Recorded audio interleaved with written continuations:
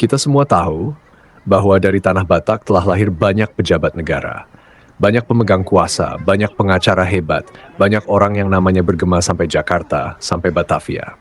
Tetapi, ketika tanah luhur ini diserang, ketika hutan digunduli, ketika sungai kita dibekap lumpur, ketika anak-anak kita dihantam kayu dan batu, ketika opung-opung kita menangis menatap bukit yang hilang, di mana suara itu?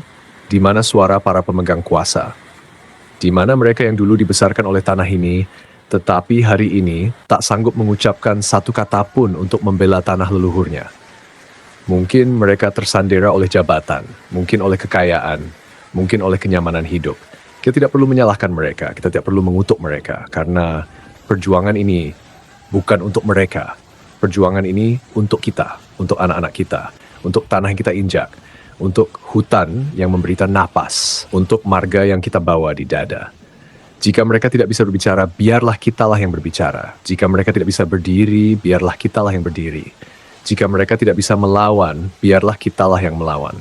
Karena cinta kepada tanah luhur tidak lahir dari jabatan, tidak lahir dari gelar, tidak lahir dari kekuasaan, tetapi lahir dari darah, dari marga, dari cerita opung-opung kita yang menjaga hutan ini jauh sebelum negara ini ada.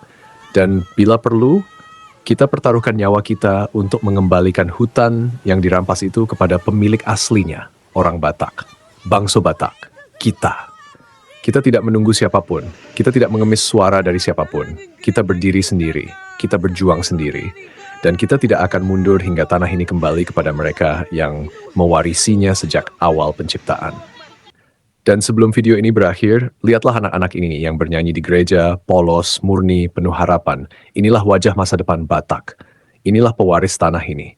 Dulu kita pun seperti mereka, tidak tahu apa-apa tentang dunia. Tidak tahu bahwa tanah warisan kita suatu hari akan dirampas oleh orang asing. Tidak tahu bahwa hutan tempat opung kita berburu akan dijadikan uang oleh mereka yang bahkan tidak mengenal satupun cerita nenek moyang kita. Lihat wajah anak-anak ini baik-baik. Mereka lah yang akan menanggung semua pilihan kita hari ini. Masa depan mereka ditentukan oleh keberanian kita sekarang. Bila kita diam, mereka yang akan menanggung akibatnya. Bila kita berdiri, mereka yang akan mendapatkan kembali tanahnya. Silakan tonton mereka, biarkan suara mereka menjadi suara hati kita.